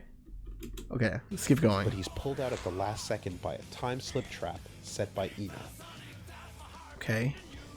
Shocked that Axel knows about the existence of the original, she agrees to let him deliver his message, ignoring his request to instead be sent back to his home in Cotswolds, England, 1998. Oh my god. It's a send me back home, and it's like, no. To investigate Ramlethal. It's just like, no, you're going to send a message. It's like, bro, no, I just want to go back home. No, shut the fuck up. Axel's just as slow as I am. Do you know about the Guilty Gear lore? Because it's fucking nuts, man. It's insane. Like I've been watching Guilty Gear lore for like 3 hours now, or like over 3 hours. The previous stream was like 2 hours. This is like an hour and a half so far. It's insane, and I'm still like 2 games behind, or like 3. Fuck, like this is. Guilty Gear is just crazy, dude. Like, I was just talking about like the existence of an entity that could or could not be God, and what that predetermines fate, or does it not? And I was just thinking about that, and I was like, man, this is just a lot for a fighting game that is just like, man, people just punch each other. I started watching Woolly series, but I didn't finish it. I still get everything confused. I feel like I'm following everything pretty well. So far, at least. Not everything, but most things, I think. I watched, this is the 4th video, and this is the final video I'm gonna watch, because after this video, I'm just gonna straight up go and watch the story mode for Exord, which is like a 5-hour anime movie, and then the story mode for Exord Rev 2, which is also another 5-hour anime movie, and then the story mode for Strive, which is also a 5-hour anime movie. So I'm gonna die, but so far, Woolly series is really good. So if you want to watch Woolly series, it's fantastic. Go finish it if you're interested in to getting into this dumb bullshit. But it's really fun, if anything. On behalf of Zep. However, due to Bedman's interference, he spends 3 days trapped inside the Nightmare Theater of Bedman's slumber, delaying Zep from acting without intel until it's too late. Bedman reveals himself to be a clandestine operator and an agent serving an unknown client. Possessing an acute intellect and expansive vocabulary, he excels at identifying weaknesses and exposing them. Okay. He appears to always be silent and asleep, carried by his magically weaponized bed frame. His silence is only apparent to those in the waking world, however. In the Nightmare Theater of his permanent slumber. Just this entire thing about Batman is just like, what? His existence is a mystery. Also, we don't know why, but he's always asleep, and his bed frame just carries him around. What? Okay, sure. I just love when Willie talks about game lore. I love his Kirby series too. I didn't watch it because I actually don't have that much interest in Kirby, but I should watch it. I mean, even if I don't play Kirby games, it would be fun to just have knowledge of it. Something I do know about the Kirby series, though, is that it looks cute and adorable as fuck, and it's just really fun, just simple gameplay. But like, actually, Kirby like eats God or some shit. Like, it's fucked up. That's something that's really funny about Kirby. He is a braggadocious, condescending, Kirby lore is crazy, but in a different direction. I can imagine that. and long-winded individual.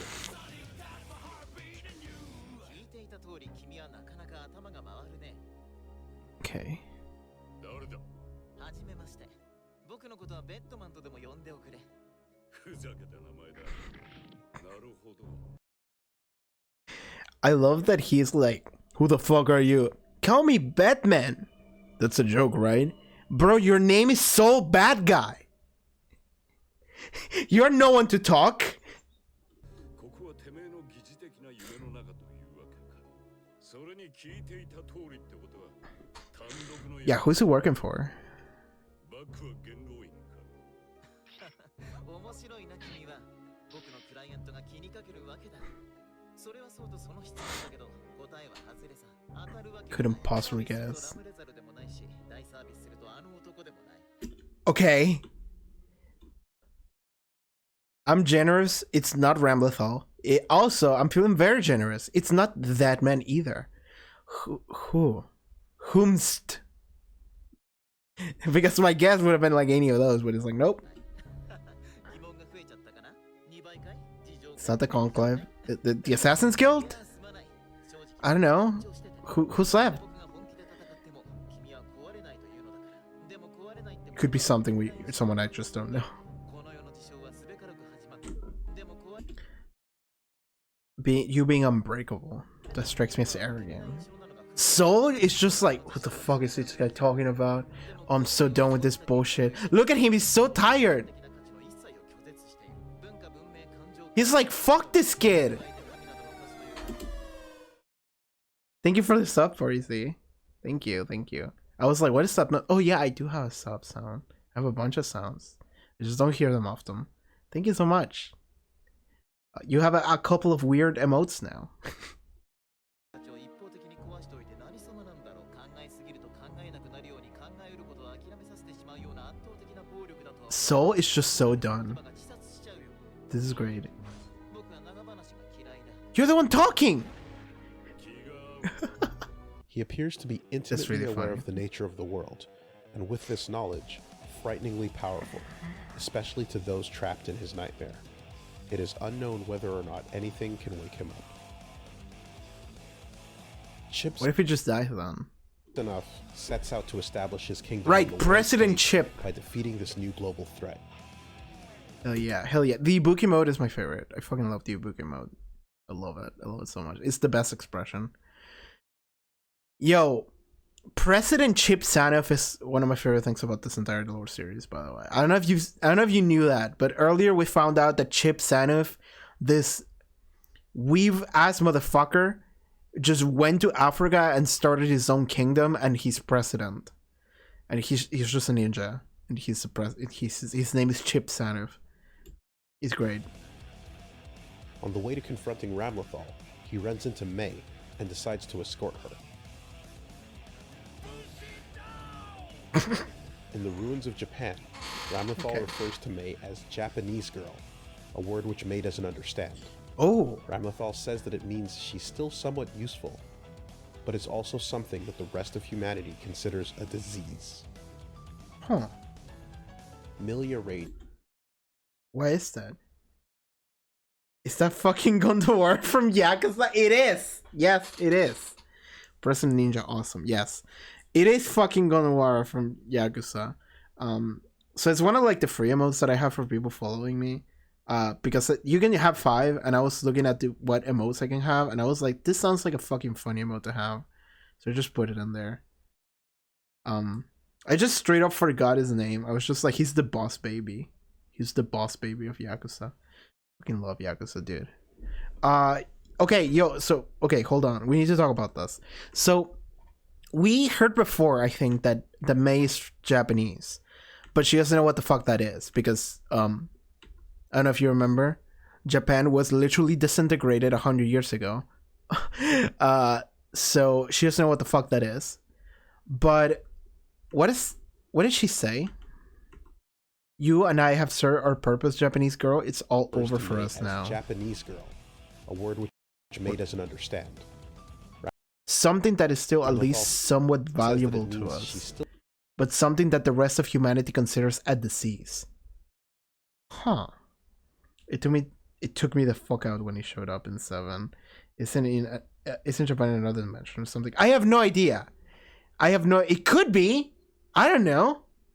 I'm still not that far into the lore, I guess. I still have to watch like 15 hours of anime movies before I get there. But the thing about Japan, so something that's valuable to us, but the rest of humanity considers a disease. Okay, so is there something about Japanese people that like they're so justice annihilated Japan. Maybe the people that got hit with that attack by justice are people that they have some kind of special properties to them. So, I mean, but Mai probably didn't get hit with that because Mai probably wasn't there because otherwise she'd be fucking dead, right? Like, she's the descendant of someone that survived, so I guess it's someone that wasn't there in Japan at the time. Okay, so I have no idea how this does end. We'll see later. I don't remember at all, honestly. I mean, in the first game, Justice, which is a gear, which is also maybe Soul Bad Guy's dead wife, disintegrated all Japan with a laser beam or some shit. That was like over 100 years ago. That was the lore for before the first game. By the way, I haven't played Yakuza 7. So I only played Yakuza 0, 1, 2, and I'm getting through 3. I was streaming 3, and then I was like, I'm never gonna finish this game. So I just started playing it on my own. I'm thinking that I'm probably gonna play 3, 4, and 5 on my own. Maybe 6 too. And I'm definitely going to stream 7 because 7 is just, it seems to be like a fantastic game. Everyone talks about it really highly. So I'm like, okay, I don't want to miss out on that. So I'm going to stream 7. But I might just play 3, 4, 5, and 6 on my own. I'll see. I don't want to miss the end of the Kiryu saga. So I might do it on stream, but also I never stream. So maybe it will be better for me to play it on my own. Oh shit, sorry. No, it's fine. Don't worry about it. There's a lot of things about 7 that I already know about, just because I just see screenshots and stuff. But I'm trying to avoid as many things as possible. But I still just see a lot of things about 7. Like, I know that fucking Ichiban is a fucking Dragon Quest nerd. And I love that he's like, actually, like, his head is like broken. Like, everything he says is just like, bro, what? He's hallucinating everyone turning into an RPG character. And like, what the fuck is going on with this man? I love him. 4 and 5 are way better than 3 in my opinion. I've heard similar, but I've also heard different. So I think it's just maybe up to, like, I don't know, personal preference. But it would make sense for the franchise to just get better as the games go on. Sorry, I need to hit play. But it's also I'm getting sidetracked to talk about Yakuza. I need to hit play. Milia Rage secretly meets Venom, who informs her that Zato 1 has been resurrected by the Conclave. Venom has been assigned to guard Zato's location, however, so they agree to meet again on the battlefield as enemies with the same goal. Huh. Okay.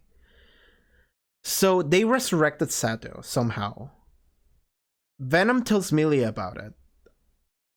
This character Venom is really interesting because he was like super devout, gaily so, almost like in a almost homoerotic way to Sato. But now it seems like he's actually helping Milia. Well, did they say that they were gonna meet up and fight each other because he's assigned to guard it? Or are they gonna fight together? Because otherwise, why would he be telling her this, right? 3 is a nightmare with all the basic enemies blocking. The combat of 3 is not that great. It's not that great. I've been enjoying that Kiryu arc though. That was a lot of fun, but the combat is not the best. Like that's kind of the reason why I kind of don't want to stream it, because I don't have that much fun with it. So I kind of just want to get through it. I just kind of want to get through it on my own. And I mean, to be fair, the combat of Kiwami 2 wasn't that great either. Oh, I know about Venom. I saw him in a video about LGBT characters and fighting games. That's great, actually. I've heard someone talk about it too on Tumblr, so it doesn't strike me as something crazy. Because like you can also read between lines.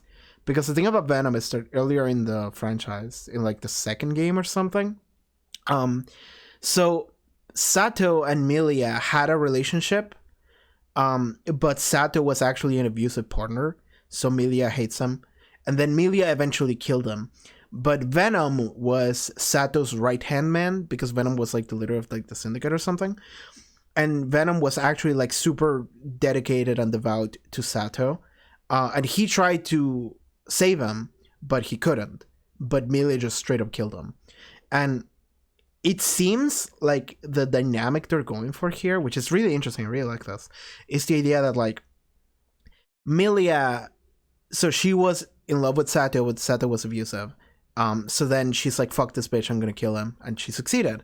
And it seems like Venom was super devout to Sato, but then he also realized that Sato was a piece of shit. And maybe Venom is now also going through kind of the same thing that Milia is, where he's like, actually, Sato was a terrible person. Like, he was in love with him, yeah, sure. But maybe he's realizing, like, maybe I shouldn't. Maybe this guy is someone we shouldn't fucking hang out with. So maybe we should stop him. I don't know. I'm not fully sure where this is going, but that seems to be something they might be doing, and that's kind of cool. Because, like, I like the idea of, like, if, like, Venom is in love with Sato, yeah, sure. But, like, I really like the idea of, like, a character that's, like, in love with the other character, but then they're like, actually, you're a terrible person. Like, yes, I would be totally down for your dick inside me, but also, I don't want to be with you because I'm realizing you're actually a terrible person. Because, like, that doesn't invalidate his identity or anything. That just creates better drama. Actually, I do like that. So maybe this is the angle it's gonna go into. It's like a weird, like, abusive love triangle. With the same goal. Okay. In a secret lab known as the Conclave's Opera House, Okay, here we go. floats in a dimensional prison with forbidden beast Eddie, trying to recall his existence. I do like the just idea of like a dimensional person, and we just gloss over that and just move on, because that's just something really stupid that they just introduce, and it's just like, yeah, sure, that's the thing. Don't worry about it. He chooses to stay contained. The Conclave's stolen resurrection experiment has worked, resulting in Zato being the first human to have his soul returned to his body. However, okay, his mind and personality have been wiped clean. Oh. Only trace words and concepts remaining. While Zato's return to life has zero significance to the Conclave in specific, the circumstances of him being host to a bonded life form are the true reason why he was used as a test subject. Okay. Rage Deep Purple, that's a good band. Okay, so okay. So Sato came back, but he's no longer the person he used to be. His soul came back, but his like personality and memories don't necessarily did fully. So that's interesting. That's just practically makes him a different character. I guess that's why he's so like, he's not like robotic, but he's very, he doesn't seem to have too much of a personality. From what I can see in like Guilty Gear Strive, for example, he doesn't seem to be that like happy or anything whenever he's fighting, like gloating or anything. He seems to be just very cut and dry. So maybe that's why. Also, he was brought back because he has the life form Eddie, so interesting. Suddenly remembering the name Milia and sensing her nearby, he exits the prison, where he's reunited with her, Venom, and later on, okay, Slayer. Here we go. Oh! Dandism, yes. fucking Slayer. While Zato no longer has his former personality or complete memories, his desire to protect Milia remains strong. Okay. Faust receives Faust! an invitation to Slayer's manor, Villa Vampire. Slayer tips him off that the death of his young patient was staged malpractice orchestrated by the Conclave, Ooh. executed by Zato I, who somehow lives. Faust then confronts the recently freed Zato at the Opera House. Zato's behavior is surprisingly earnest. He tells Faust to kill him if he wishes, as he has every right to, That's cool. but he asks for a bit of time first.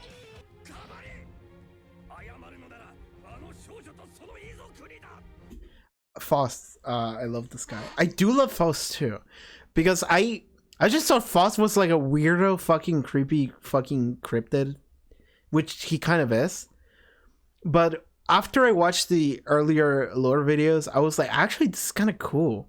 So he's a doctor that he like medical malpractice and accidentally killed a girl. He went insane and he just decided to become a serial killer, as you do. But then he realized that the girl was gonna die anyway, and also it seems like that was like it was like a setup, or not a setup, but like there was foul play involved with some other people that he is trying to solve the mystery about. And he decided to turn his life around, assume a new identity, wear a fucking paper bag in his head, and assume a new name. And now he's actually trying to help and save people to the best of his ability. That's a great idea for a character, actually. He's still kind of crazy, though, which is also great. He's super weird. But I really love everything about that idea for a concept for a character.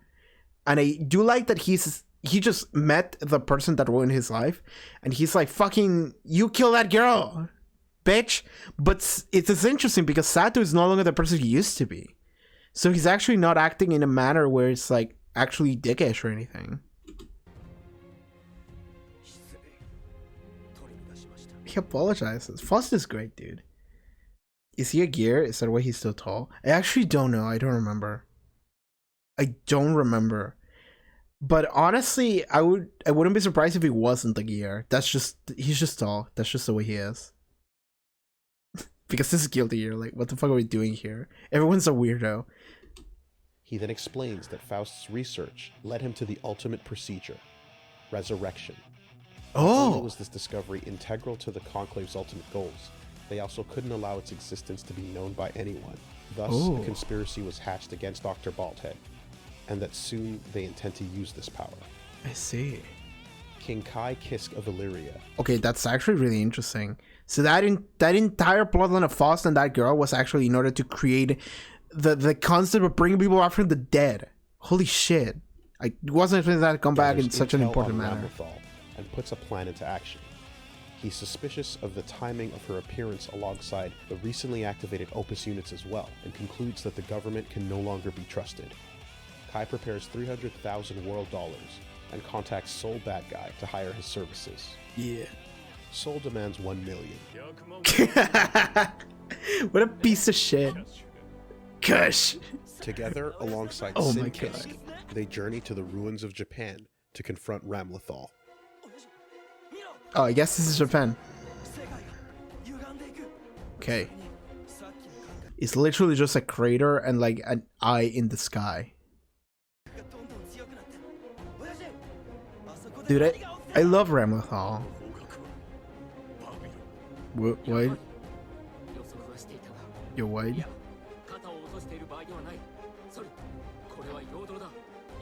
I have no fucking clue what Babylon is, but sure. やはりカイキスクあなたには分かっていただけどここに来たということはあなたの持つ情報も完全ではないラムレザルバレンタイン Okay, here she is. Feet! ようこそご苦労様 Dude, I love Ramlethal. 全力で行かせてもらおう本気で世界相手に一人で戦うつもりか Go, why is that so weird? Blanky. でももう勝ったわ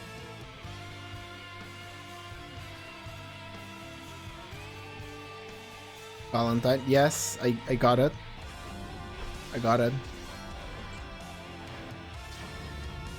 Gilner's more clothing, but I love Ramazov's design. It's very cute. It is. I love the cloak. I love that it's like a blanket when she crouches. It's great. I love the swords. The hat is good, but I prefer the Guilty Gear Stripe hat. I very much prefer the Guilty Gear Stripe hat. Like I said this earlier, but I main Ramlethal when Guilty Gear Stripe came out. Like I played her for like a month, 2 months. I still know how to play her. She's great. I love her. She's so good. Oh, is that what it looks like under the cape? Yeah. So under the cape, she's like wearing like nothing. It's better in Strive, but in this game, it's like actually nothing. I do love the cape though. I do love the cape and the hat and the swords though. And everything else about her design too. Like I love the skin color, the hair color, the hairstyle, and in this game she has like weird fucked up beastly teeth, pointy teeth. I love that.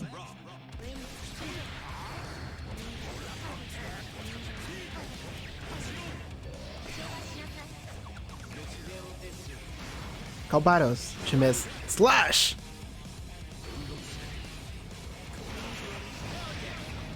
There we go. That's 2 rounds. October 28th, 2187 AD. Cloak plus big hat is very good. It is, it is. I deadass want to get a Ramlethal hat from Stripe, the one that's different. I want to get that. There are a couple of like Etsy shops and shit that make them. I think I saw one. I think Arc System Works actually sold one, like an actual piece of merch that was a Ramlethal hat. I wish I could have gotten that. I really want to get a Ramlethal hat. I fucking love it. Okay, let's keep going. Ramlethal is defeated in the ruins of Japan. Okay. Soul catches on to the fact that they've been baited. Okay. Who declares war on the world and then sits waiting in the middle of nowhere? Ramlethal This makes sense. That the outcome of this battle was irrelevant. She was only a distraction. Okay. For what?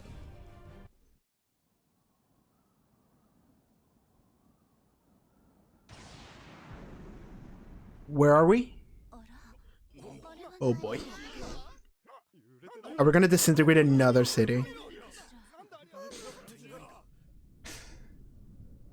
What am I looking at? That's look like a Valentine shit. That okay, that actually looks like a sun. I think y'all are about to disappear. I think y'all are dead. I think y'all are dead. I'm sorry. I'm sorry, Naruto looking guy. Suddenly, a tremendous floating fortress known as the Cradle appears above the city of Babylon for a brief moment. Alright, goodbye Babylon. Emitting a massive information shockwave. Oof. All living beings in the city are atomized in the process. Oof. That's a bad. That's a bad. The Cradle. A monumental black sigil appears in the sky. Alright. Identical to the one seen above the ruins of Japan. Yeah, and the one seen when Dragon Install's soul activates the true power of the Fire Seal. Oh, okay. Wouldn't know that. And then it just disappeared? Has been made with the backyard. Okay, sure. Kai, Soul, and Sin observe in horror as countless innocents are killed. Well, Kai exclaims that everything is happening just like she said. Could she have been telling the truth? who are we talking about? Soul asks Eno? what the hell he knows, but before they can Dizzy? react, Ramlethal grabs Soul and flies upwards, beginning a self-destruct sequence. I think it's time we died. Let's go together. Okay. And we're done? That's all we get? That's a cliffhanger. Shit! I'm gonna have to watch the fucking story mode in order to know what the fuck happens. That's interesting because well, maybe I just watched the entirety of Signed story mode, actually. I'm not sure. I'm not sure what I watch. Fuck. Well, an entire city just got atomized. So, that's good. Damn, a bunch of shit just happened. I still love Ramlethal, though. I still love Ramlethal. I love the idea of characters that are just like, actually, like, I have nothing. I'm no one. I'm just gonna die. Fucking. Sorry, I'm sneezing. I'm dying now. I'm fine. I'm fine. I'm not fine. Shit. I'm okay. I'm okay. Maybe. I'm gonna end the stream soon because I'm. Yes. When I start sneezing, it's always like terrible. I have the worst sneezes ever. But that's gonna be it for this stream and this part of the lore. I have to figure out if I just watch the story mode for Exort Sign or not, or if it was just the arcade mode, because I feel like it could have just been the arcade mode, and then I'll watch the story mode movie. So I'll do that next stream. I mean, the thing about the story mode movies is that they're just straight up 4.5 hours long. They're like crazy long. I don't usually stream for that long because I'm dying if I do. And I also need to find the time in order to do so. So that's going to be really difficult. I don't know how I'm going to do this. But okay, everything we just watched was pretty great. I love that Ranato showed up. I love her. She's my fave babe. I mean, second to Baiken, obviously. But I love knowing what the fuck the deal with Ino is. Okay, no, but what was the message though? What was the message that Axel had to deliver to that man? We don't know. We don't know. We don't know who Batman is working for. We don't know what the deal with the Japanese people are.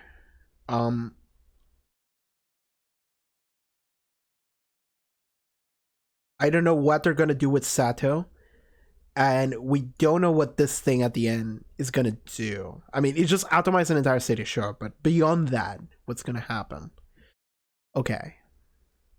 I think that's kind of it for this video then. That's a fucking ender. So okay, earlier we were watching the thing about like the fate and the universal will or whatever. I mean, the backyard is the biggest mystery, right? The concept of the backyard and how that is connected to everything else. So that's really interesting. We'll see how that develops. But I mean, we just ended in like a bunch of cliffhangers. We really don't have the answers. We'll have to wait until I watch this actual story mode, because if we go to the playlist here, we watch 4 videos, and then there's this one, and this one. Events of a Guilty or Exort Sign. So I guess I can watch the story mode for Exort Sign now, and that's what I'm gonna find. And then we're gonna get Revelator, so the way I'm gonna do this is that I'm gonna watch. So the Arc System Wars YouTube channel, the official YouTube channel, actually has the story modes for Exort Sign and Revelator. So the way I'm gonna do it is that I'm gonna watch on their official YouTube channel the story mode for Sign. Then I'm gonna boot up Revelator, which I have it on Steam, because Revelator and Sign are different games. So I have Revelator. I'm gonna boot up Revelator, and I'm just gonna watch the story mode there, and then I'm gonna boot up Guilty Gear Strive and watch the story mode for Guilty Gear Strive there, which is an extra like 5-hour movie.